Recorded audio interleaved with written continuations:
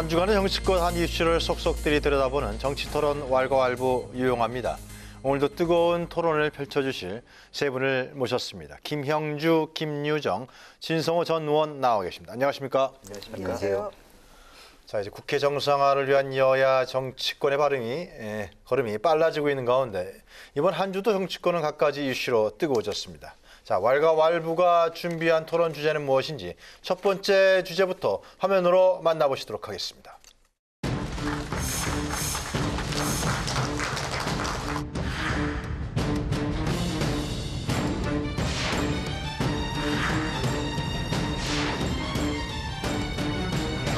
변화의 첫걸음은 현 지도부의 체제 전환이라고 생각합니다. 저는 유승민 대표님 그리고 안철수 대표님 두 분이 창업주로서 그 책임감이 그 이전보다 훨씬 더 커지셨다 이렇게 생각합니다.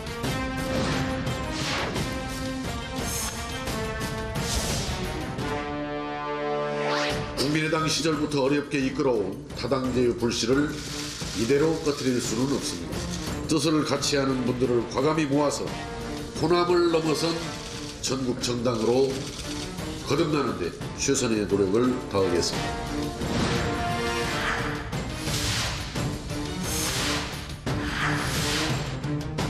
민생입법으로 국민의 눈물을 닦아드리는 국회가 되기 위해서 더욱 자유한국당이 국회로 들어와서 민생국회에 나서주실 것을 정중하게 요청합니다.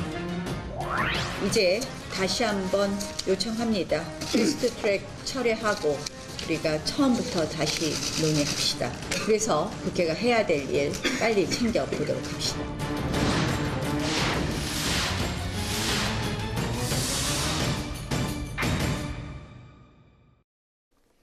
왈가왈부 오늘의 첫 번째 주제는 여야 3당 원내 사령탑 교체 완료.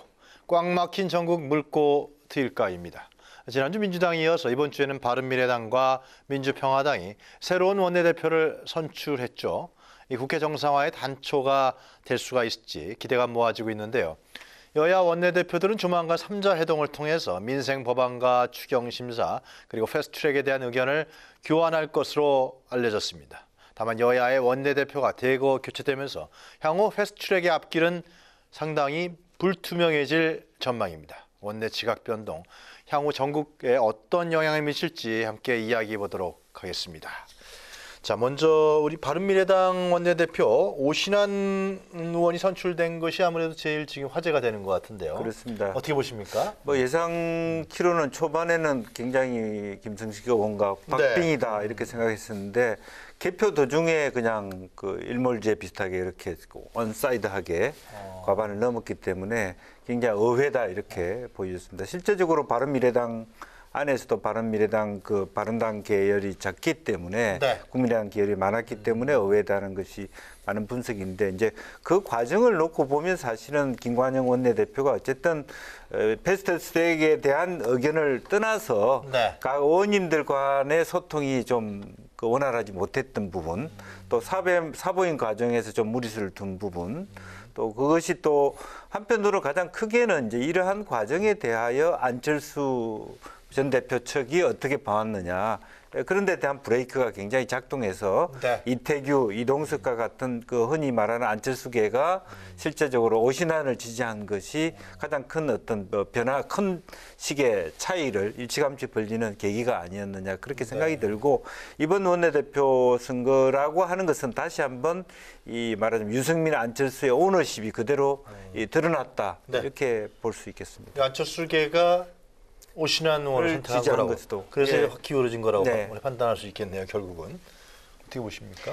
네, 결국 저것은 패스트트랙을 다시 원점으로 돌리자는 이 생각도 있었던 것 같고 궁극적으로는 지금 현재 그 의원 개개인의 미래에 대한 생각이 아무래도 월급쟁이 바지 사장보다는 오너십을 가진 대주주인 유승민, 안철수 쪽 의견을 간다. 왜냐하면 어차피 멀리 보고 정치해야 되는 거 아닙니까, 이분들은? 그런데 당장 지금 현재 그 손학규 체제를 가느냐 마느냐도 중요하지만 다음 총선에서 내가 어떻게 되는 거냐 생각해 보면 결국은 지금 바른미래당이 호남계 국민의당 출신 쪽이 좀 있고 그 다음은 안철수계가 있고 유승민계가 있다고 치면 유승민계의 유승민 계라고 뭐 하기는 좀 애매하지만 어쨌든 같은 바른정당 출신인 오신환 의원한테 안철수계 뭐 이태규 등등등등이 힘을 실어줬다. 그러면 일단 과반은 그냥 가져가는 겁니다. 근데 그 이면에는 지금 민주평화당이 나름대로 호남에서는 다음 총선에서 지금 준비를 하고 있고 네. 어중간한 바른미래당의 스탠스로는 내년이 힘들다. 그러면 안철수, 유승민, 오너십이 있는 사람들의 목소리로 가자. 뭐 이런 거로 저는 봅니다. 그러니까 네. 단순히 지금 뭐 패스트트랙, 이 사보임 이런 것도 물론 중요하겠지만 어떤 의미에서 손학규 대표는 피해자일 수도 있습니다. 왜냐하면 이 사람을 이용해야 될 이유가 없어진 것 같아. 제가 볼 때는. 그러니까 필요할 때는 손학규 대표를 갖다가 옹립했으나 지금 현재 상황이 손학규 대표는 이제 용처가 없다는 좀 비정한 정치 같아요. 제가 볼 때는. 손학규 네. 대표한테 좀 안 된 말씀이지만 네. 어쨌든 지금 그 현역 의원들이 이렇게 판단한 게 아닌가. 그런데 앞으로 이제 이 지도부를 바꾸느냐 마느냐를 놓고 아마 굉장히 시끄러울 것 같습니다. 이거는 네. 이제 앞으로의 바른미래당의 숙제라고 할 수 있겠죠. 김유정 전 의원 말씀 좀 들을까요?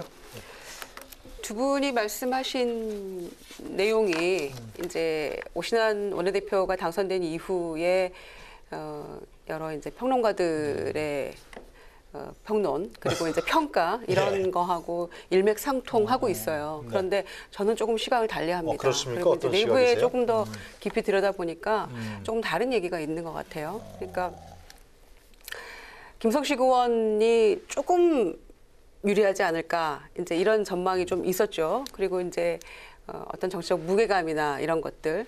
그리고 이제 과거 또 그 손학규 대표가 도지사 시절에 또 정무부지사도 했었고 이런저런 인연도 있고 네. 또 정치도 이제 사실은 오신환 지금 대표보다는 훨씬 먼저 시작한 그렇죠. 선배이고 이제 그런 것들 때문에 조금 한두 표 차이로 유리하지 않을까 이제 이런 전망이 있었는데 실제로 뭐 안철수 전 대표의 뭐 이 의중이 작동했다 뭐 이런 건 아닌 것 같습니다. 아닌 것 같고요. 그러니까 안철수 대표는 먼저 말씀드리자면 그 처음에 이제 국민의당 창당하고 시작할 때부터 늘 지켜봐 왔던 실무진들의 얘기를 들어보면 안철수 전 대표는 늘 승자의 편이었다는 거예요. 그러니까 김석식 의원이 만약에 원내대표가 됐으면 그것이 안심이었을 거다. 이렇게 얘기하더라고요, 내부에서는. 그러니까 소위 안철수계하고 유승민계가 원오십을 가지고 뭉쳤다. 저는 이렇게 반드시 그걸로 귀결되지는 않는다고 생각하는 겁니다. 첫째가 그렇고요. 두 번째는 김성식 의원 같은 경우에는 이제 아무리 서로 이제 그 지분 챙기기, 뭐 계파 간의 어떤 정치공학적인 상황이 작동한다 할지라도 실제로 원내대표는 의원들의 마음을 얻어야 되는 것인데 그렇죠. 김성식 의원이 그동안에 원내 회의도 잘 안 나왔었고 그다음에 의총에도 잘 안 나오셨었고 그리고 의원들끼리 어떤 비공식적인 모임에도 그다지 이렇게 거의. 활발하게 움직이지 않았다는 거예요. 그리고 특히 이제 정책 활동에 중심을 두고 네. 했었는데 그런데 갑자기 원내대표에 나온다라고 의아하고 했다는 거죠. 그래서 소위 이제 뭐 바른미래당의 저간의 여러 가지 복잡한 사정은 차치하고라도 기본적으로 원내대표로 나가려고 하는 의원이 그동안에 보였어야 될 어떤 그런 모습이라든지 이런 거에서 좀 동떨어진 모습이었기 때문에 네. 그것과 그리고 소위 이제 언론에서 얘기하는 것처럼 여성 4인방의 의중이 굉장히 중요하다 이렇게 했었잖아요. 이제 그것이 맞물려서 작동한 것인데 여성 의원 4명은 그러면 어떤 점이 그렇게 화가 났었냐라고 얘기를 하니까 이제 그분들이 뭐 소위 안철수계가 아니고 이런 걸 떠나서 김관영 원내대표가 의총에서 한참 사보임 가지고 굉장히 시끄러웠을 때 사보임을 절대 안 하겠다라고 단언적으로 말하지도 않았고 굉장히 그 모호하게 말끝을 흐려서 거기에 대해서 이제 결론적으로는 사보임이 일어나고 여러 가지 이제 바른미래당 내부의 이제 상황은 더 악화됐잖아요. 이제 그 부분에 대해서 굉장히 분노하고 화가 났다는 거죠. 그리고 또 그 부분에 있어서 김성식 의원도 이제 그 화났던 그런 지점이 되는 것이고요. 그래서 네. 정개특위에 안 들어갔던 그런 상황이 있었잖아요. 김성식 의원하고 김동철 김동철. 의원이 그러니까 이제 그 상황이 그렇게 맞물려져 있는 것인데 그렇기 때문에 저는 원내대표에 출마한 김성식 의원의 이제 본래 가지고 있었던 그 동안의 모습과 또 내부의 이제 의원들의 어떤 반발 이런 것들이 종합적으로 함께 작동했던 것이고 또 거기에 플러스해서 오신환 이제 대표가 내걸었던 뭐 손학규 대표 퇴진에 대한 문제 이런 것들이 사보임 과정에서 보여줬던 것 그다음에 재보선 이후에 지속적으로 요구해왔던 그런 것들이 맞물려서 돌아갔던 것이지 이게 단순히 독일에 있는 안철수 전 대표의 의중이 작동해서 마치 과거에 김대중 총재가 이제 그 대선에서 패배하고 영국으로 건너가 있을 때 김심 뭐 작동 이런 얘기 전당대회에 나와서 그런 것처럼 안철수 대표가 그렇게 영향력이 큰가에 대해서 저는 의문이 있다는 거죠. 근데 저는 이제 왜냐하면 이 그 원내대표 선거에 있어서의 어떤 뭐 어떻게 작동했느냐 얘기하기 이전에 패스트 트랙을 보는 관점에서 말하자면 김성식 의원과 이태규, 이동섭 의원의 입장이 딱 처음부터 달라졌다는 것이고 특히나 이동섭 의원의 경우는 좀 이동섭 의원님한테 서로 친한 사이 좀 죄송합니다만은 네. 그런 자기 강한 어떤 정치적 의견에 대해서 그렇게 세게 어떤 이 패스트 트랙에 대해서 반대할 수 있는 그런 어떤 입장을 그렇게 많이 갖고 있지 못할 거라고 보여집니다. 그래서 이동섭 의원은 오히려 더 눈여겨본 이유가 실제로 그런 데 대한 작동이 없었다면 이태규와 함께 뭔가 행동을 해야 된다는 부분이 없었다면 굳이 과연 이동섭 의원이 패스트 트랙을 그렇게 강하게 반대해야 될 이유가 있었을까의 문제. 또 하나 원내대표 선거에서의 개파로서의 활동이었다. 그런 예, 말씀이신 저는 그런 거네요. 거죠. 그래서 개인적으로 보면 사실은 좀 제가 이 의원님을 너무 폄하하는 건 아니지만 평소 성향으로 봤을 때 그렇게 강하게 패스트트랙 안 된다라고 얘기했을 뿐인가 그런 분인가라는 부분에서 의외였다는 부분이 있어서 네. 그렇다면 뭔가 이렇게 변화에 대한 누군가 어떤 충격이 있지 않았겠느냐. 그 두 번 다 세트로 이태규, 이동섭이 패스트트랙에도 반대하고 원내대표 선거에도 그렇게 표를 보팅을 했다라고 하는 것은 일정한 작동이 있다는 부분이 하나 있고요. 그와 정반대로 말하면 손학규 대표하고 연관성이 있습니다만 어쨌든 네. 김성식 의원은 처음부터 김관영 원내대표와 같이 힘을 모아서 패스트트랙을 가져가겠다는 노력을 했던 분이기 때문에 이제 그런 부분에 대해서는 입장은 처음부터 원내대표 선거 이전에 갈라져 왔다라는 것이고 오히려 심지어는 저는 김성식 의원이 이참에 오히려 나중에 정계 개편 과정에서 오히려 더 민주당 쪽으로 오고 싶어하는 거 아닌가 그런 생각도 저는 들 정도의 생각을 가진 것이거든요. 근데 이번에 보면 일단 김성식, 오신환 두 원내대표 후보들의 공약을 보면요. 네. 일치하는 게 있고 다른 게 있었는데 일치하는 건 바로 그겁니다. 김성식 의원조차도 네. 이번 패스트트랙 과정에서 강제로 사보임한 거에 대해서는 현재 지금 바른미래당 의원들의 민심이 안 좋다는 걸 알기 때문에 내가 원내대표가 되면 바로 원상 복귀하겠다. 둘 다 그 이야기를 했어. 똑같이. 차이점은 뭐냐면 오신환은 플러스 손학규 퇴진시키겠다. 이게 차이입니다. 김성식은 그 말은 안 했습니다. 왜? 어쨌든 라인이 비슷하니까. 그리고 또 하나는 독일에 있는 안철수 힘이 닿았는지 안 닿았는지는 알 수 없으나 그와 친한 거로 보이는 그 그룹들은 원래는 손학규를 대표로 만든 사람들입니다. 근데 이분들이 어쨌든 이번 원내대표 선거에서는 다른 표를 뜬 거 아닙니까? 그러니까 안철수가 시켰다 안 시켰다는 관계없이 네. 안철수 라인의 사람들은 대부분 오신환을 밀었다는 건 분명합니다. 왜? 처음부터 바른정당 출신보다는 국민의당 출신들이 훨씬 많습니다. 그런데 당연히 오신환은 안 되는 게임인데도 불구하고 김성식이 떨어진 것은 예. 그 해석밖에 없는 거 아닙니까? 게다가 권은희 의원 같은 경우도 보면 말하는 걸 보면 당연히 이분은 호남이고 국민당 출신인데도 보면 손학규 대표에 대해서는 최근에 뭐 감정적으로 뭐 어떻게 틀어졌는지는 모르겠으나 상당히 불신하는 듯한 그런 반응들을 보면 어쨌든 지금 바른미래당의 많은 의원들은 네. 손학규 지도부에 대해서는 나름대로 반발하는 것은 분명해 보입니다. 제가 볼 때는 그렇습니다. 그러니까 김유정 전 의원께서는 이건 안철수와 유승민 또 안심의 작동이 아니라 내부의 역학관계 또 원내대표 선거의 특성에 입각해서 이것이 오신환 의원이 된 거다 이런 분석을 하시는 거고 두 분은 아니다. 이건 안철수와 유승민이 힘을 합친 거다. 안심이 작동한 거다. 이렇게 분석하시는 것 같은데 그 정도로 얘기는 정리하고요. 네, 김유정 전 의원님 손학규 퇴진 문제 어떻게 보세요? 손학규 대표는 지금 절대로 퇴진 안 하겠다는데 말이죠. 퇴진하라 그런단 말입니다. 이거 어떻게 될 것 같습니까? 근데 이제 퇴진을 네. 강제로 시킬 방법은 방법이 없어요. 없다 그러대요 또. 방법이 없고 그리고 이제 전당원 투표제를 통해서 하는 방법이 있는데 뭐 재신임을 하고 안 하고의 문제. 네. 그런 전당원 투표가 가능한지 과연 이제 그런 문제가 남아 있어서 정치적인 압박 그다음에 뭐 여러 가지 수사는 난무할 수 있어도 오늘도 이제 모처럼 최고위원들이 다 모인 그런 그 최고위원회가 오랜만에 열린 그런 게 이제 보도가 되던데. 네. 뭐 서로 이제 뭐 그 권은희 최고위원의 모습, 전 의원이죠. 모습 보니까 뭐 굉장히 이제 앞에 면전에서 인신공격하는 그런 모습들이 많이 부각이 되더라고요. 권은희 전 의원이 전 의원. 두 명이 최고위원이잖아요. 다르죠. 네. 예, 예. 그러니까 제가 전 의원이라고 말씀드렸는데 그래서 이제 그 손 대표는 또 5월 16일 날 그러니까 어제 또 오신환 대표하고 또 둘이 만나서 이런저런 얘기도 했는데 네. 결국에는 평행선만 달린 것 같아요. 근데 이제 바른미래당 내부를 보면 손 대표가 버티면 별 다른 방법은 없어요. 강제할 방법은 없는 것 같고 여전히 제3의 길을 걷겠다. 그리고 자강하겠다. 이제 이렇게 네. 얘기하는 게 손 대표의 현재까지 이제 주장인 것이고 나머지 이제 또 오신환 원내대표를 주축으로 해서 전부 다 이제 그만 두시라 이제 이렇게 얘기를 하고 있습니다만은 현실적으로는 강제적으로 압박할 방법은 없는 것 같아요. 자, 그러면 만약에 이제 내려온다고 하면 손 대표가 네. 그 다음은 어떤 방법이 있는 것인가? 그러면은 비대위 체제로 가려고 하는 방법밖에 없는 것이죠. 그렇게 현재로서는. 하겠죠. 네. 그래서 이 작은 당에서 또 다시 한번 비대위 체제로 간다는 것, 그것이 과연 바른미래당의 이 미래 비전에 어떤 도움이 되는가를 저는 잘 모르겠어요. 그래서 그 다음에는 그렇다고 해서 당장 손 대표 물러나라 이렇게 해서 내려왔을 때 안철수 대표가 소위 금방 급거 귀국을 해서 안유 공동 대표 체제로 갈 수 있는가?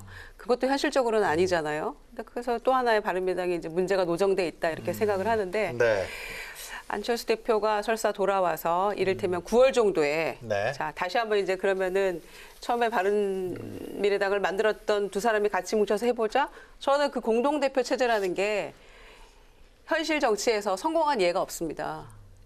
김대중, 이기택 공동대표 체제를 저희는 봐왔잖아요. 선수라고 하는 그분들도 어려웠어요, 결론적으로는. 그런데 처음에 바른미래당이 창당했을 당시에 안철수, 유승민 이 대표 체제 그때도 이제 실질적으로는 박주선, 유승민 이렇게 가지 않았습니까? 네. 모습으로는. 그리고 이제 뒤에서 안철수 대표가 있다는 건 누구나 아는 주지의 사실이었고. 그때조차도 어려웠던 일을 이제 와서 중간에 이게 가능할 것인가.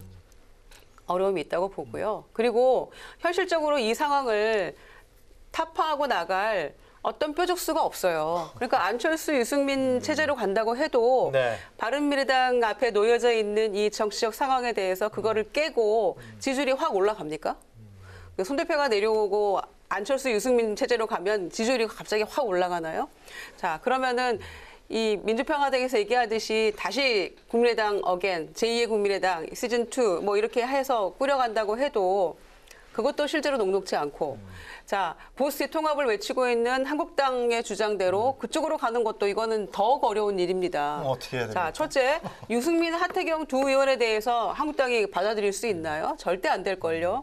그리고 두 번째, 안철수 전 대표는 처음에 바른미래당이 탄생할 때 국민당이 깨지면서 그때 뭐라고 얘기했나요? 한국당하고 합할 일은 절대로 없을 것이다라고 공언을 거듭했기 때문에 지금 바른미래당은 당장 손 대표가 없는 체제를 생각해 본다면 그렇다고 해서 갑자기 솟아날 구멍이 생기거나 지지율이 급속도로 올라가거나 뭔가 다른 방향으로 이 재편될 그 불씨가 되는 것도 아닙니다. 그렇기 때문에 이제 손학규 대표가 얼마나 버티냐에 따라서 이제 기간이 남아 있다고 보는데 제가 보기에는 추석 때까지 10% 이렇게 얘기를 한 바가 있기 때문에 그 시점쯤 가서 그렇게 못 됐을 경우에 아마 자연스럽게 물러나는 그런 게 아닌 이상 강제적으로 어떻게 그거를 할 수 있을까요? 그거는 바른미래당에 전혀 도움도 안 되는 일이라고 저는 생각합니다. 손 대표가 9월까지 간다? 그런 말씀이시죠? 근데 짧게 말씀드리면 네. 내년 총선이 얼마 남지 않았습니다. 11개월 남았는데 손학규 대표가 저렇게 이제 버티는 거는 제가 뭐 남의 당이기 때문에 솔직히 충고해주고 싶지는 않습니다만 상식적으로 볼 때는 11개월 나온 상태에서 일반적인 당원이나 이 최고위원이나 의원들로부터 신뢰를 잃은 지도부가 계속 버티면 버틸수록 당이 지지율이 내려가는 거는 사실입니다. 그러니까 과거에도 보면 본인은 억울할 수 있지만 정치라는 게 그런 게 아닙니다. 그러니까 시간은 얼마 없는데 아니 손학규 대표도 그러지 않았습니까? 안철수 대표가 오면 전 대표가 오면 난 양보하겠다. 다만 지금은 때가 아니다. 이런 아주 묘한 이야기를 했습니다. 그러면 추석까지만 하고 그만둘 거면 지금 그만하는 게 저는 낫다고 봅니다. 왜냐하면 제가 뭐 한국당이니까 그쪽 당이 잘 되는 게 꼭 도움이 되는 건 아닙니다만 관심은 많으시잖아요. 그 당이 잘 되기를 바란다고 생각하면 손학규 대표는 지금 그만두는 게 된다. 솔직히 정치적으로는 그렇습니다. 저는 그런 생각이 듭니다. 사실 어쨌든 정당성으로 보면 손학규 대표는 임기가 2년이고 오신환 대표는 1년입니다. 네.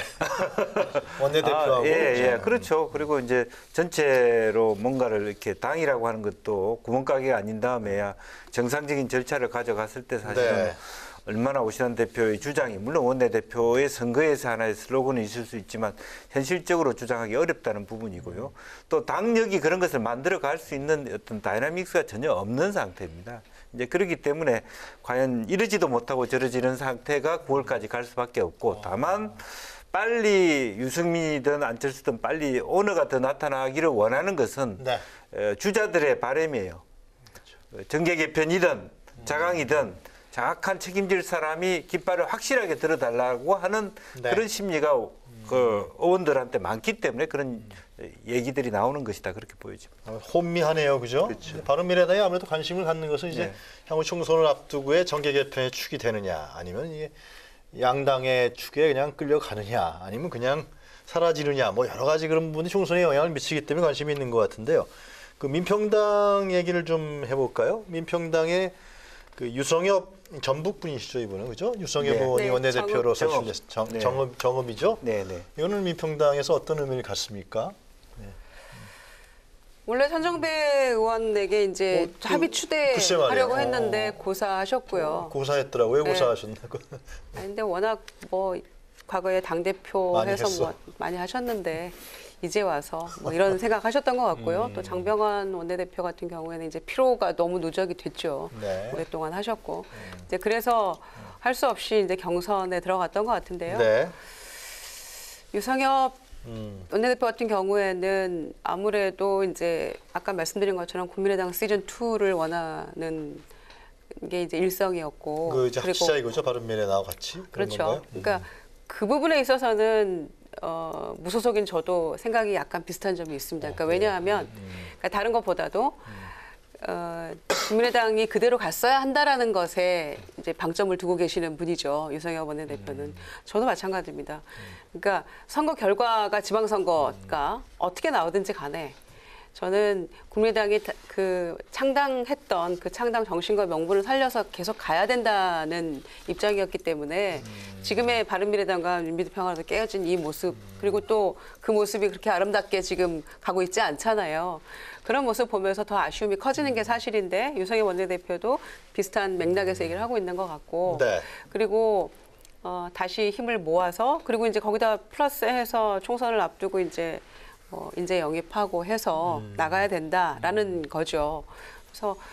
그래서 이제 바른미래당이 지금 오신환 원내대표가 되고 지금 이제 이런 모습으로 가고 보니까 네. 아마 그 원내대표가 새로 양쪽이 다 선출되기 전에 원내대표 경선 전에도 이제 이 바른미래당 내부의 호남 의원들하고 민주평화당에 계속 지속적으로 만남을 해왔고 어떻게 내년 뭐 선거랄지 아니면 이제 올 가을 정도로 예상되는 정계의 뭔가 이 한바탕 회오리 바람을 어떻게 할 것인가에 대한 논의는 계속적으로 있어 왔잖아요. 다시 힘을 모아야 한다는 쪽으로. 그래서 그런 선상에서 가고 있는 것 같고요. 그다음에 이제 이 호남 쪽 의원이 대다수를 차지하고 있는데 선거구 획정 문제가 남아 있어서 네. 거기에 이제 지역구 축소 안 된다. 오히려 세비 절반 깎고 늘리자라는 것들이 아마 알겠습니다. 일성이어서 이 패스트트랙 본회의 투표에 갔을 때 과연 이것이 어떤 결과가 나타날 것인가라는 것들이 상당한 변수로 작동하지 않을까 싶네요. 신임 유성엽 원내대표는 따로 뭐 제3지대든 어디든 간에 과거의 국민당처럼 합쳐야 된다. 합쳐야 된다. 그런 그거죠. 입장을 갖고 있다는. 근데 그것보다 더 분명하게 말한 그대로 전하면요. 네. 문희상 국회의장을 찾아갔습니다. 네. 바로 면전에서 한 이야기가 50석 늘려야 된다. 국회 의석을. 문희상 의장이 오케이. 만들어 와라. 하루만이면 내가 해줄게. 그랬습니다. 그게 무슨 말이냐면 여야가 하면만 보면 문희상 국회의장은 어떤 거라도 해준다. 그랬더니 이해찬 대표는 또 무슨 말이냐. 우리는 300석 했다 이미. 딴소리 마라. 그러니까 지금 이걸 가지고는요. 굉장히 중요한 이 갈등이 생길 수밖에 없는 게 일단 유성엽 의원 본인 지역구가 없을지도 모른다고 합니다. 전북 정읍. 그리고 이분이 처음 한 일성이 그겁니다. 원내대표 나올 때도 민주당 이중대 절대 이런 소리를 안 듣겠다. 정의당하고 우리 원내교섭단체 안 만들겠다. 우리는 선명 우리 당의 길을 간다. 그러니까 우리가 흡수를 하면 했지. 네. 절대 우리가 뭐 어디 엮이거나 정의당하고 손잡거나. 왜냐하면 유승엽 의원은 무소속으로 당선된 사람입니다. 처음부터. 제가 알기로 한 두 번 정도 무소속 당선되고 그래요? 그다음에 민주당 들어가고 했지. 아주 독특한 사람입니다. 자기 힘으로 이렇게 당선돼 본 기반이 사람들은 탄탄하네요. 그렇죠. 그러니까 겁이 없는데 또 이분 말씀도 일리가 있는 게 이런 겁니다. 아니 지금 내년 총선에 우리 이번에 민주당하고 해볼 만한데 굳이 왜 우리가 자꾸만 민주당 이중대 소리를 듣느냐? 우리 죽는다. 이분 말은 저는 어쨌든 결과는 모르겠으나 논리적으로 맞는 것 같습니다. 그리고 장병환 의원이 굉장히 정책적이고 이제 장관 지내신 분이기 때문에 좀 합리적인 면이라면 유승엽은 현장 파이터입니다. 본인이 선거를 잘 치르기 때문에 뭐 기초단체장도 하셨죠. 그러니까 이분은 그런 스타일이기 때문에 굉장히 저는 국회 분위기가 많이 바뀔 거다. 이 정도 스타일이 등장하면요. 사실 민주당도 정의당도 과거처럼 편하게 이제 뭐 패스트트랙 이런 건 못 합니다. 이제 왜냐하면 내년 총선이 11개월 남았는데 민주평화당이 왜 그런 소리 듣습니까? 그러니까 저는 오히려 오신환보다도 유승엽의 등장이 여의도 분위기 바꾸는 데는 상당히 저는 중요할 거라는 생각이 좀 듭니다. 집권 여당의 많은 경계점에 도달한다. 그런 국회 운영에서는 그런 부분은 잘 모르겠고요. 다만 이제 그 바른미래당과 민주평화당의 입장의 차이가 좀 있습니다. 아까 뭐 진 의원님도 말씀하셨습니다만은 오히려 바른미래당이 협살될 굉장히 위기의식을 많이 갖고 있다면 민주평화당은 이삭 죽기가 가능하다라고 하는 부분이고 솔직히 말해서 갈수록 호남에서 문재인 정부의 인기가 떨어졌을 때 대안으로 가능할 수 있다. 민주당이 제대로 된 공천을 하지 못했을 때 선택 가능성이 있다라고 하는 부분들이 분명히 남아 있고 그래서 이분들한테 중요한 것은 지역구를 지키는 게 중요한 그런 상황이 돼 있는 상태고 특히 유승엽 의원은 개인적으로 보면 사실은 민주당에 들어오려고 엄청나게 노력했으나 많이 못 들어와서 고생을 많이 했던 분입니다. 그렇기 때문에 그렇기 때문에 실제적으로 민주당에 들어오라 그래도 이제는 나는 안 들어간다. 그래서 독자 투쟁을 하겠다는 것이 그대로 여기 말하자면 당내 선거에서도 열정으로 나타났을 거라고 보고 그 신념이 그대로 나타나고 있다고 보여집니다. 그래서 기본적으로 오히려 아까 말씀하신 대로 물론 뭐 패스트 트랙의 뭐 진행 과정에서는 오신환 원내대표의 역할이라 이것도 무시할 수 없지만 실제로 앞으로 선거구제 개편이나 이런 데 있어서는 유승엽 원내대표가 어떤 스탠스를 취하는가 또 굉장히 어떤 장애 요인이 되거나 아니면 말하면 국면 전환이 되는데 상당히 중요한 포인트가 될 거라고 보여집니다. 조금 덧붙이면요. 유성엽, 그러니까 정치인의 과거의 자신의 경험이 향후 정치적 좌표를 결정하는 데 상당히 중요한 역할이 되잖아요. 중요한 기제로 작동을 하게 되는데 18대 함께 상임위를 하면서 이제 옆에서 지켜본 바로는 상당히 뚝심 있고 정말 뚝심 있다는 말이 가장 잘 어울리는 표현인 것 같아요. 그리고 이제 무소속으로 당선이 됐는데 민주당에 입당하려고 했어요. 그런데 여기서 말씀드릴 수는 없습니다, 제가. 그러나 여러 가지 불합리한 사유로 안 됐어요, 잘.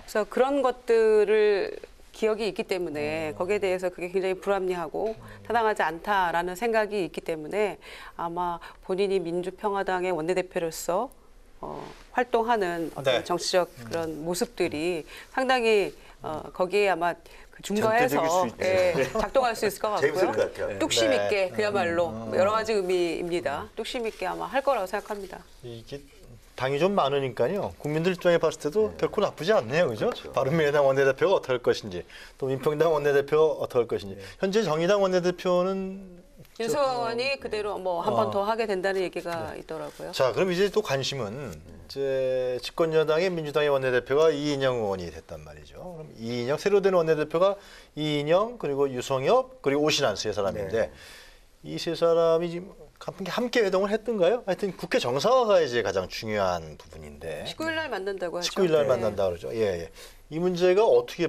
풀릴 것 같습니까?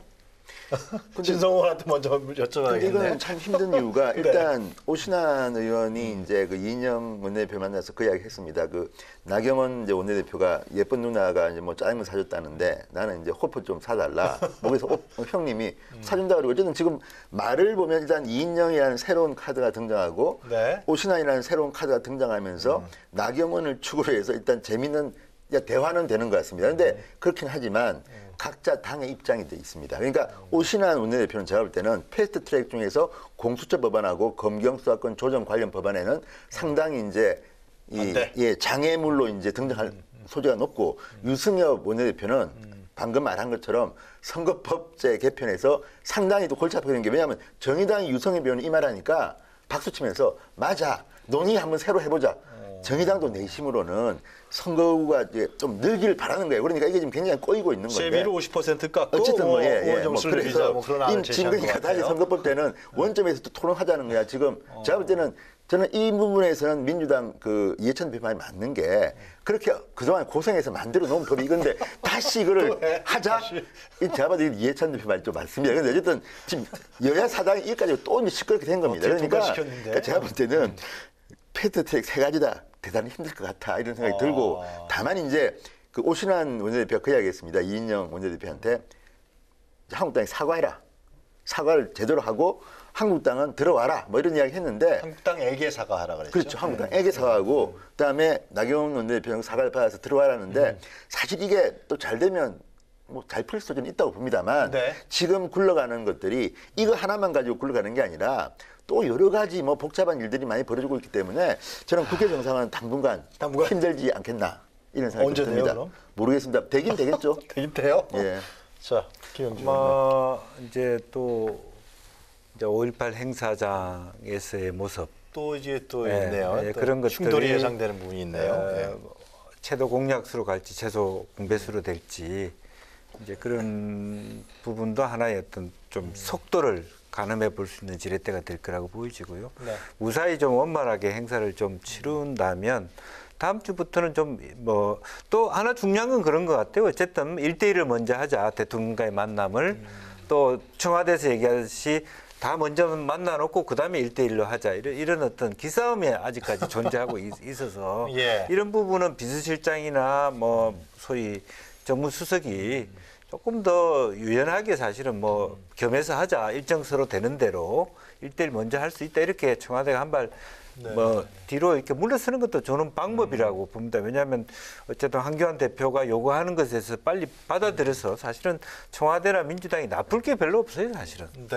예, 그러면서 빨리 말하자면 다수 협의체를 원상 복귀하고 추경을 빨리 협의할 수 있는 대로 물꼬를 트야지 그 방법적 의례적인 것을 가지고 논의한다는 건 사실은 그러니까 좀 흥미로운 거는 청와대가 이제 너무 이인영 한가하다는 원내대표가 생각이. 되기 전에 조합은 좀 민주당하고 좀 서로가 잘 맞았던 걸로 제가 기억하는데 이번에는 지금 말씀 쭉 들어보니까 각자 좀 다르다. 뭔가 좀 이인영, 오신환 또 유성엽 의원도 원내대표도 독자성을 강조하니까. 아니 새롭기 때문에 새롭게 어차피 새술은 새부대라는 말이 있는 것처럼 변화할 수 있고 또 화합할 수 있는 계기가 일단은 만들어졌다고 봐야 되겠죠. 예.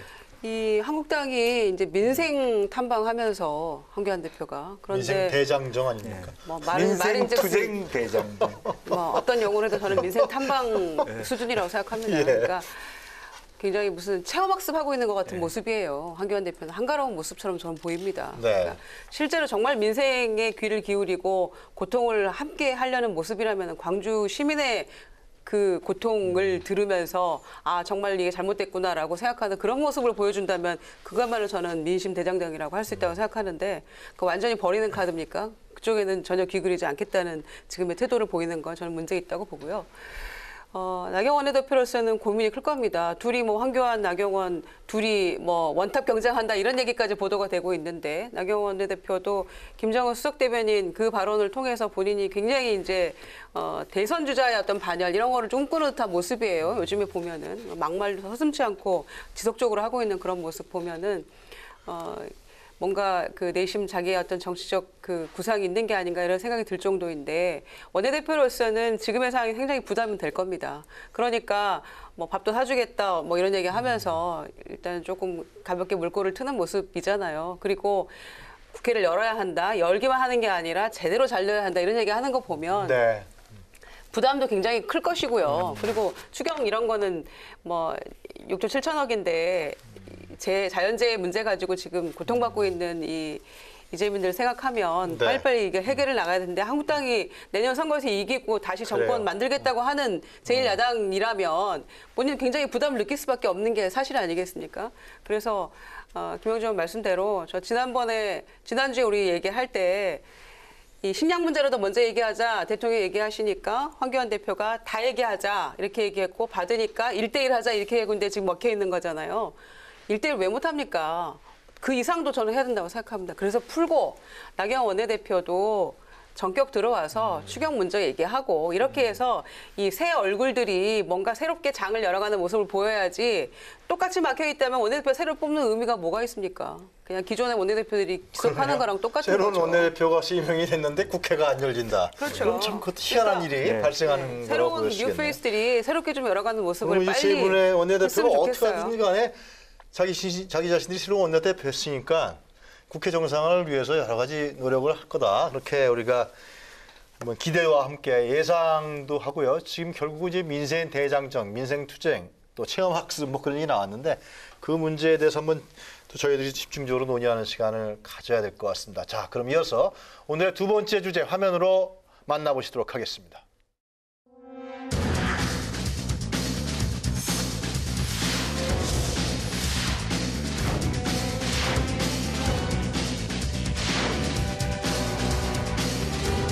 민생 투어를 이제 본격적으로 시작을 합니다. 아직도 우리 사회에 불공정한 여러 가지 조건들이 많이 남아 있습니다. 어려움에 처해 있는 분들에게 위로와 도움이 될 수 있도록 최선을 다하도록 하겠습니다.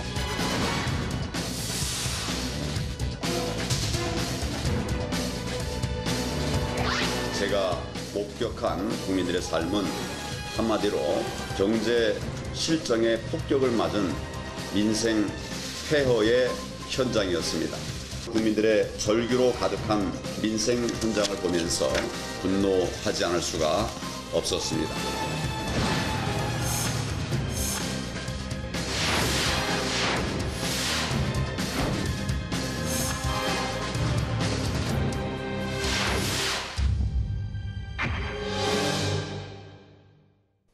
네, 왈가왈부 두 번째 주제는 지금 화면에서 보셨습니다만 우리가 진짜 민생 대장정이다. 민주당 대 한국당 민생 격돌의 승자는 과연 누구인가입니다. 여야가 나란히 민생 투어로 맞불 작전에 나섰습니다. 한국당 황교안 대표가 지난 7일부터죠. 민생 투쟁 대장정을 이어가고 있고요. 민주당도 지난 수요일 민생 투어 출정식을 갖고 여당이 나서서 제대로 민생을 챙기겠다 이렇게 강조했습니다. 그런데 문제는 국회가 쉬고 있다는 거죠. 파행입니다. 여야 모두 산적한 국회 현안은 뒤로 하고 보여주기식 외부 활동만 벌이는 게 아니냐 이러한 강한 지적도 나오고 있습니다. 자, 장외에서 벌어지고 있는 여야의 민생 대결. 명주 의원은 어떻게 보십니까? 사실은 이제 저도 초창기에 뭐 우리 한교안 대표께서 이제 민생 대장정을 하는 건 나쁘지 않다고 생각합니다. 나쁘지 않다고 생각하는데 제가 뭐 아쉽게 생각하는 것은 이 정당의 민생 투쟁은 뭐 민생 장정은 실제로 그것이 최종적으로는 규제의 변화라든지 정책과 연동됐으면 좋겠다. 그런 생각입니다. 그런데 실제적으로는 원내의 좀 더 나은 법 제정이라든지 어떤 그런 정책의 변화를 가져온 어떤 계기로 만드는 것이 아니라 어쨌든 문재인 정부가 말하자면 못하고 있다는 것만 분노하는 그런 어떤 것에 끝나고 있다는 것이고 네. 실제로 오직 하나 뭐 한교안 대표의 정치 수업 같다라는 느낌을 지울 수가 없습니다. 그래서 오히려 그런 면이 있다 보니까 그것이 하나 빈틈이 되다 보니까 그것이 꼬투리로 이제 여당도 민생 투어라는 거지. 그건 진짜 민생 투어다운 그게 아니다라는 것인데 실제로 보면 이것도 수단과 방법으로 보면 여당이 가장 유리한 민생 투어 하기는 유리하지 않습니까? 뭐 장관 나오라 그럴 수도 있고 지자체 단체장 나올 수 있는 그런 부분이라서 그거는 내부에서 그런 일이 있었던 모양이군요. 아니 우리가 진짜 그런 게 보여주자. 아니더라도 그런 부분이 있지 않느냐. 일반인들의 관점에서 과연 저게 민생 투쟁이고 그냥 정말로 정당이 한다면 왜 당원들과 함께 그런 토론을 안 합니까? 예를 들면 제일 처음에는 그 지역에 가서 어민들을 만나고 당원들, 지역에 있는 당원들과 함께 토론해서 이 부분이 부조리하니까 이렇게 고칩시다라는 얘기 정말 해야 되는데 이 부분을 여당이 못한다 이렇게 얘기했어야 돼요. 네. 근데 그게 아니고 느꼈는데 독후감이 있듯이 정말 못하고 있더라. 분노한다. 좌파 종식해야 된다. 이 말만 계속 되풀이하는 것에 대해서 좀 아쉽게 한마디로 느낍니다. 딱 규정하면 예. 지금 한국당의 민생 대장정은 뭡니까? 황교안 지금 말씀하신 황교안 리더십 그 다지기 또 황교안 대선 후보 가는 어떤 일일 체험 학습 그런 체험 것에 학습? 뭐 벗어나지 일이나 못하고 지금 있다. 7일부터 거의 한 아니 달. 계속 매일 뭐 주제를 하고 있습니다만 뭐 그렇게 저는 느껴집니다. 진성호 의원은 웃으셨는데. 그러니까 지금 이제 이해찬 대표가 민생 투어라는 이런 거를 하는 걸 보고 참 웃기는 게 저거는요. 저런 걸 걸지 말고 원래부터 저걸 하고 있었어야 됩니다. 그렇지. 집권 여당이라면 당연히 저 모습 장관이든 누구든 간에 현장 가서 국민의 목소리 듣고 하는 게 당연한 건데 그동안에 놀았다는 겁니다. 안 하고 놀다가 황교안이 하니까 뜨거 하고 하는 겁니다. 그러니까 황교안 대표의 이거는요. 비판하는 사람 비판하라 하라고 본인은 본인대로 진정서적으로 하는 건데 그게 얼마나 무서웠으면 지금 이해찬 대표가 떴을까 하는 생각이 들고요. 두 번째, 지금 태평성대면 솔직히 태평성대 나라님께서 참 정치를 잘하시고 국민들이 행복하면 야당 대표가 이거 할 필요 없다고 저는 봅니다. 그렇지만 지금 통계로 나오는 거 보십시오. 자, 대통령과 경제부총리가 우리 경제는 성공으로 가고 있다고 말한 그 다음날 나온 숫자들이 19년 만에 실업률 최악, 청년 실업률 최악. 그런데 대통령 9일날 KBS 대담 나와서 청년 실업률 많이 좋아졌다. 이거는요, 통계를 며칠 뒤에 나는 통계가 뒤집히는 건데 거짓말한 거 아닙니까? 그리고 현장 가보시면 황교안 대표가 물론 비판도 하겠죠. 야당이니까. 야당은 그거 하라고 만든 게 야당입니다. 그것 말고도 현장 가서 왜 황교안 대표가 뭐랄까 이렇게 사람들한테 이렇게 몰입되는 이유가 뭐냐면 다들 내가 80살이지만 이렇게 어려운 거 처음이다. 이런 말을 들으면 정치인들은 좀 힘이 납니다. 그게 가는 것이고 그게 언론에는 보도는 잘 안 되지만 현장을 돈다는 거는 전국을 돈다는 거는 나름대로 야당 정치인들한테 필요한 거거든요. 그러니까 여당도 아마 이걸 보고 우리도 가만히 있으면 안 되겠다고 생각했을지 모르겠습니다. 내년 총선이니까. 그런데 다 떠나서 저는 여든 야든 이렇게 전국을 돌면서 국민들이 목소리 듣는 자체는 저는 좋다고 봅니다. 물론 이거 욕하려면 욕할 수도 있죠. 근데 제가 봐도 이해찬 대표 지금부터는 좀 도세요. 저는 나쁘지 않다고 봅니다. 왜 그동안 뭐 했냐 이겁니다. 네. 저는 그런 부분에 경제 현실이 어렵다는 거 이해할 수 있고 다만 이해했다 그런 말씀이신 것 같아요. 다만 결국은. 그 논의를 가지고 이렇게 잘못하고 있지 않는가를 가지고 왜 국회 안으로 갖고 들어오지 않느냐는 거죠. 실제로 보면 굉장히 잘못했다고 얘기하면 야 니네들 민주당 너무 못하네 이렇게 해. 국회에서 좀 따져달라는 거죠. 밖에서만 빙빙 돌면서 더 망가질 때를 기다리는 사람처럼 그렇게 하지 말아달라는 거예요. 나라를 위한다면. 그래야 맞는 얘기 아닙니까? 왜 돕니까? 실제로 더 나라 잘 살기 위해서 더 좋은 대안을 만들기 위해서 자유한국당이 있는 거 아닙니까? 그렇죠. 그러면 들어와서 좀 책임져라. 실제로 여러 가지 법안에서 공격을 많이 하지만 오히려 국회 안에 들어가면요. 여당 간사가 야당 간사 찾으러 다닙니다. 안 한다는 거예요.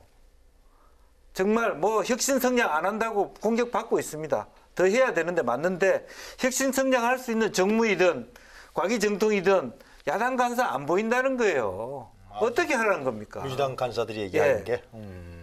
그런 부분에 대한 아쉬움. 얼마든지 나는 본인들이 하고 싶은 이야기만 한 거고요. 근데 김태우 수사관 특검이라든지 손해노의 문제라든지 아무것도 안 받지 않습니까? 그래놓고 본인들이 하고 싶은 제가 볼 때 지금 말하는 것이 무슨 법인지는 모르겠지만 강론으로 따져가면 별것도 아닌 것 가지고 그런 것 때는 또 어디 가서 이렇게 이야기하지만 그게 민생이에요. 별것이 아닌 민생인데 아니 기본적으로 정부가 해야 될 일을 하면 됩니다. 그런데 지금 문재인 정부는 자꾸만 이 남 탓하는 게 뭐냐면 첫째 법을 못 만들어서 지금 이렇게 됐다고 하면 안 되는 게 박근혜 대통령이 늘 했던 말이 그겁니다. 개혁을 해야 되는데 민주당이 반대해서 안 된다. 그러니까 귀에 따갑게 들어본 말인데요. 좀 잘해달라니까. 어쨌든 그런 일이 또 하나는 정치라는 게 주고받는 건데 민주당은 지금 협치를 포기한 당 아닙니까? 그리고 적어도 청와대가 못하는 일을 갖다 비판을 못하게 막는 거 이걸 갖다 민주적으로 해달라는데 왜 그걸 막습니까? 그러니까 저는 이 논쟁이 아주 오래된 거긴 하지만 그건 어차피 이인영 신임 원내대표와 나경원 등등이 이제 오신환 신임 원내대표가 풀어야 될 거긴 하지만 이거는 정치적으로 풀어야 되는 것이지 지금처럼 문제가 생기면 저건 1차 책임은 문재인 대통령과 민주당에 있다는 생각이 듭니다. 어쨌든. 알겠습니다. 이 국정농단 세력으로서 자유한국당이 변화와 혁신의 모습을 보여주겠다고 했는데 별로 보여주는 건 없었죠. 그리고 장애투쟁 몇 번 하다가 장애투쟁이 늘 그렇게 한결같이 하기는 어려우니까 이제 이 민신대장정을 들어갔다고 저는 봅니다. 그런데 이제 이 상황을 틈타서 지역 의원들은 지역구 관리에 지금 혈안이 되어 있다 이런 얘기가 있고요. 국회가 안 열리니까. 지금 이제 국회가 없고 그렇죠. 지역구가 있다 이거 다. 말이 안 되는 거죠. 그리고 오히려 더 좋아하고 있다는 거죠. 기뻐하면서 선거 앞두고 지역 관리하는 호재다 이렇게 생각하면서 하고 있다는 것이고 그 와중에 세비는 꼬박꼬박 나갔다는 것이고 네. 그래서 이런 거를 바라보는 국민들이 참 답답할 것이고 이 국회에 대한 불신, 정치권에 대한 혐오 네. 이런 것들이 좀 더 커져간다 이렇게 생각하는데요.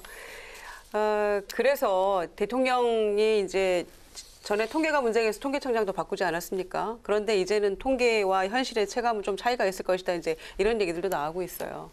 그래서 과연 이제 국민들이 체감하는 어떤 이 경기 네. 그것과 계속해서 좋다고만 얘기하고 큰 틀에서 나쁘지 않다고 얘기하는 이 관료와 청와대의 일성 이런 것들이 과연 정말 국민들이 그걸 수용할 수 있겠는가라는 거에서 좀 돌아봐야 된다고 생각하고요. 그리고 뭐 이제 을지로위원회인가 그렇죠. 그 민주당에서 하고 있는 거 이제 하던 거 시리즈 2탄으로 하는 건데 공교롭게 비춰지는 거죠. 그리고 이제 그러면은 그건 조용히 지속적으로 해왔어야 된다는 진성 의원님 말씀 저는 공감하고요.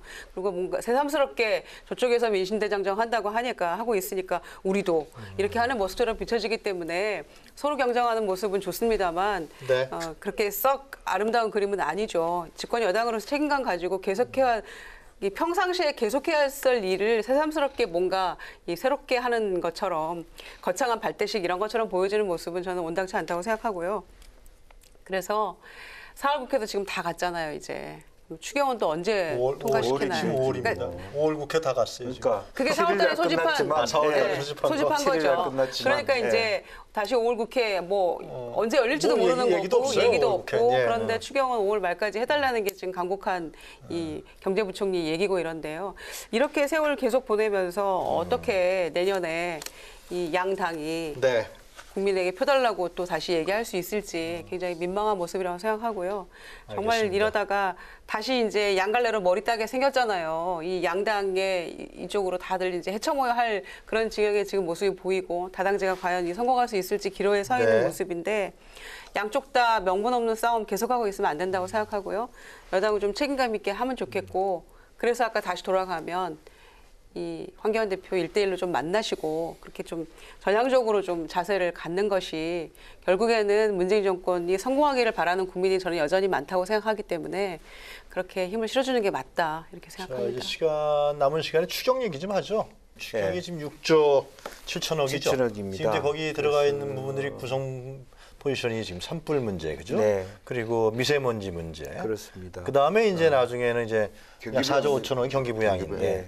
이거 제출한 지가 얼마 됐죠? 정부에서 꽤 된 것 같아요. 추경 제출한 거가. 벌써 한 3주 되지 않았나요? 네. 근데 뭐 아예 그런 논의 정도. 자체를 아예 못 하고 있는 거네요. 네. 아예 조금 논의도 못 하고 있는 상황인 것 같은데. 전혀 뭐 네. 밖에 입도 뻥끗할 수 없었던 그런 상황이 돼 있고요. 그래서 실제적으로 뭐 이 미세먼지 문제 부분적으로는 같은 경우는 빨리 해야지만 네. 이게 학교에 뭐 그 기기도 조달할 수가 맞습니다. 있고 그런 그래서 건데.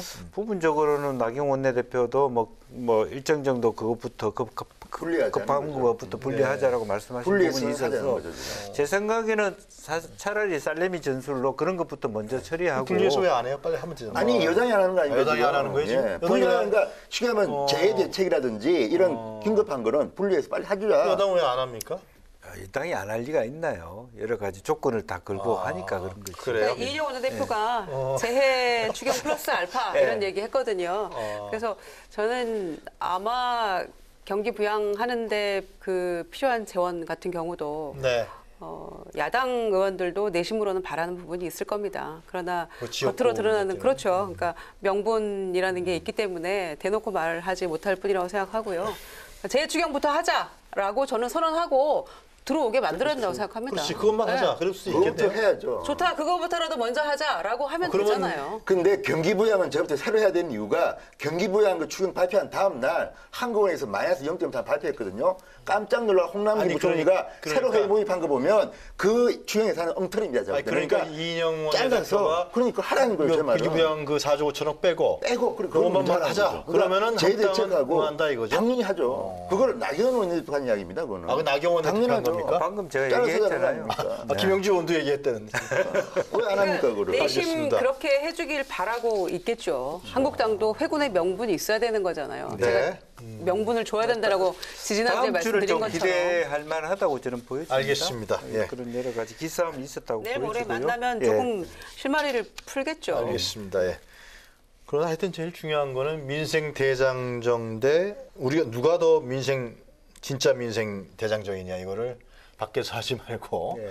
국회에서 하기를 진짜 바라는 마음은 자기 당의 당원들이라도 예. 자주 만나서 이야기를 여야 지도부들도 바라겠죠. 아니 예, 국회의원도 하여튼간에. 아니고 원외 당 대표가 지역 좀 다닌다는데 왜 이렇게 저는 긴장하는지 모르겠습니다. 당연히 다녀야 되는 거 아닙니까? 됐으면 고생도 좀 하고 그렇게 해야죠. 네, 그럴 알겠습니다. 거면 의원들은 들어가라고 해야지 서로 명분이 맞는 아니 거죠. 그거는 원내대표 결정하는 건데 여당이 저 모양이니까 만들라는 거지 뭐 다른 이유가 있습니까? 패스트트랙 때문에 만들라는 거지 뭐 민생하기 싫어서 만들라는 겁니까? 그러니까 그거는 논리적으로 판단할 필요가 있죠. 그거는. 계속 버티면 하기 싫어서 하는 것처럼 보이잖아요.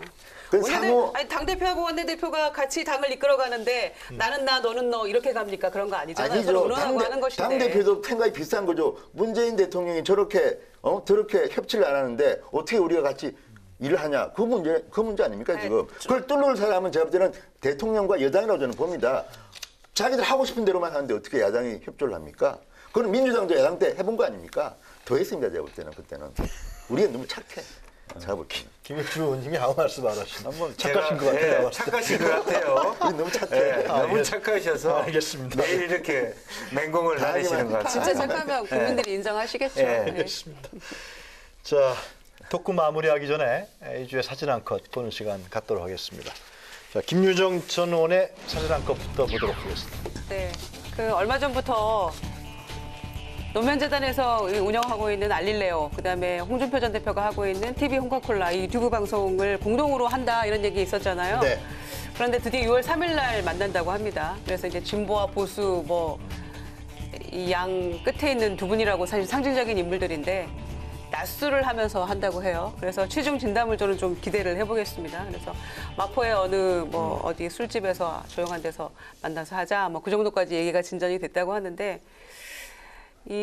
보니까요 2007년인가 대선 즈음이었잖아요. 2007년이 그때 이제 유시민, 홍준표 사진 보니까 정봉구 지금 조길 대사도 같이 앉아 있고 노회찬 의원 얼굴도 비쳤다고 하는데 근데 KBS에서 진행했던 어떤 그런 프로그램 같은 데서 술 한잔 하면서 진행했던 그런 프로그램이에요. 네. 그런데 그때 한 3시간 동안 진행이 돼서 이제 이런저런 얘기들을 많이 하고 했던 이제 과거의 영상까지 이제 이렇게 다시 다 회자가 되고 있던데 이제 그때는 유시민 그때 의원이었는지 모르겠습니다. 그때 3시간 동안 혼자서 고기를 굽고 자르고 다 배분도 하고 이제 그러면서 3시간 얘기를 했다는 거예요. 그래서 이제 이번에는 과연 이 홍준표 전 대표하고 어떤 식으로 펼쳐질지 굉장히 좀 기대하는 바가 꽤 있는 것 같아요. 왜냐하면은 서로 굉장히 이 생각이 다른 두 사람이 모여서 어떤 합의점을 도출할 수 있을까, 혹은 또 다른 건 다르다고 또 인정하면서 서로를 또 받아들일 수 있을까, 이제 이런 거에 대한 기대가 큰 것인데 거기에 덧붙여서 최근에 정치권에 난무하고 있는 이 막말 전쟁 같은 것 때문에 우리 이제 이 두 사람에게는 조금 그런 걸 뛰어넘어서 좀 해학과 네. 풍자 이런 것들 다 입담은 만만치 않은 분들이니까 국민이 좀 간만에 그래요. 좀 웃으면서 볼 수 있는 뭔가를 좀 마련했으면 좋겠습니다. 그 취중 진담 얘기도 했습니다만 낮술 드시고 괜히 취해서 엉뚱한 얘기 굉장히 취하는데 그러니까 이게. 엉망진창 되면 또 낮술 정말 조심해야 더 큰 돼요. 문제가 예. 되니까 알겠습니다. 예. 좀 즐거운 모습을 좀 간만에 보여주셨으면 하는 바람이 있네요. 알겠습니다. 자, 진성호 전 의원의 사진 한 컷 보도록 하겠습니다. 예, 류현진 선수입니다. 제가 메이저리그 야구를 좋아하기 때문에 근데 류현진 선수가 최근에 어버이날과 마더스데이 이 두 번 어마어마한 피칭을 했습니다. 한 번은 완봉승을 했습니다. 또 한 번은 7회까지 노히트 노런을 기록하다가 8회 안타 딱 하나 맞고 내려왔는데 그때도 점수를 한 점도 안 줬습니다. 대단한 거예요, 정말. 그때 이제 마더스데이 때는 류현진 선수의 어머니가 보고 있었는데 안타 맞을 때 하는 그 표정이 지금도 기억나는데 지금 저 기록이요. 메이저리그에서도 지금 투수 중에서 포볼과 이제 삼진을 갖다가 비교한 게 지금 압도적인 지금 류현진이 1위입니다. 그리고 처음에는 류현진에 대해서 그냥 어쩌다 가면 잘하는 선수 신데렐라 이야기하다 지금은 싸이 영상 후보로 거론됩니다. 지금 2등 정도로 올라갔다고 합니다. 수준이. 왜냐하면 컷쇼라고 LA 다이어스에서 신화적인 거의 전설적인 투수가 지금 같이 있습니다. 제가 봐도 너무 잘 던지는데 이제 이분도 둘 다 나이가 들어가면서 구속이 떨어져서 조금 이제 성적이 떨어지는데 이 컷쇼는 연봉이 한 뭐 370억 정도, 류현진은 한 210억 정도. 근데 그날 마더스데이 때 그 노이턴 도론 가까이 갔던 그날 경기에서 워싱턴 내셔널즈의 상대 투수가 스트라스버그라고 연봉이 450억 정도. 이게 어마어마한 선수입니다. 이 선수가 2017년에는 최고로 7년 동안 한 2천억 정도를 계약한 어마어마한 선수인데 맞붙어서 이겼습니다. 그러니까 그런 걸 보면 대한민국의 지금 손흥민도 어쨌든 런던에서 어쨌든 난리 아닙니까 지금? 그럼요. 프리미어 최고입니다. 그리고 미국에서는 류현진이가 저렇게 합니다. 그걸 보면 대한민국의 이 뭐랄까 방탄소년단도 있지만 이 예술 스포츠 분야에서의 이 잠재는 어마어마하다. 근데 왜 대한민국 정치는 이 모양 이 판이냐?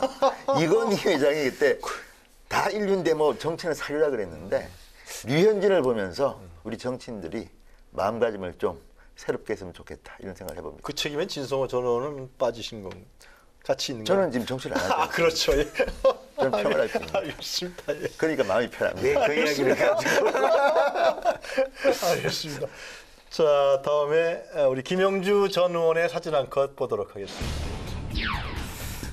네, 지금 미중 간의 무역 전쟁, 다시 말하자면 관세 폭탄이 끊임없이 펴지고 있습니다. 상당히 13일 기준으로 세계 증시가 이 미중 무역 갈등 때문에 1조 달러 이상 손실이 됐다. 1200조가 세계 경제가 날아갔다. 미국은 미국대로, 중국은 중국대로, 또 아시아 전체 신흥 국가에도 그 영향을 미치고 있기 때문에 상당히 심각한 부분입니다.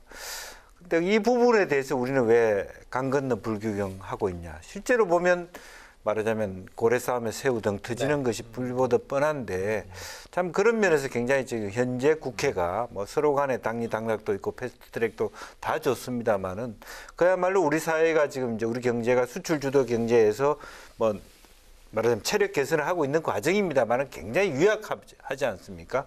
경제 지표도 나쁘고 그렇기 때문에 정말 여야가 정말 나라를 사랑하고 책임 있는 또 민생을 생각한다면 다시 국회에 들어와서 하나하나 뭐 산자위는 산자위대로 또 뭐 과기정통위는 과기정통위로 정무위는 정무위대로 상임위별로 미중 갈등 속에서 나타나는 여러 가지 손익 계산을 하고 문제가 되는 것을 빨리 말하자면 보완하는 그런 것들이 국민들이 바라는 뭐 유현진 선수처럼 되지는 않더라도 최소한 어쨌든 그 중간 정도 되는 어떤 뭐 국회의원들이 될 수 있는 길이 아닌가 그렇게 생각이 너무 듭니다. 중요한 말씀 해주신 것 같아요. 그죠?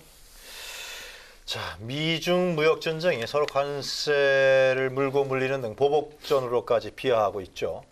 이제 싸움은 미국과 중국이 하는데 그 피해는 우리나라 한국 경제에까지 미칠 전망입니다. 경기 침체와 무역 전쟁으로 우리나라 경제가 사면 초과인 지금 정부의 대응이 무엇보다 중요한 때입니다. 미국과 중국의 무역 전쟁으로 우리 한국 경제의 비상등이 켜진 만큼 정부는 우선 미중 무역 전쟁 장기화를 대비해서요. 외부 리스크를 철저히 관리해야 하겠고요. 또 미국과 중국으로만 편중된 이 수출 시장의 다변화는 물론이고 내수 활성화 정책도 적극적으로 추진해서 대외 의존도를 줄이는 노력을 신속히 해나가야 하겠습니다. 그리고 국회도 함께 고민했으면 정말 좋겠습니다. 자, 정치토론 왈가왈부 오늘은 여기까지입니다. 오늘 세 분 수고하셨습니다. 저희는 다음 주 금요일 이 시간에 다시 찾아뵙겠습니다.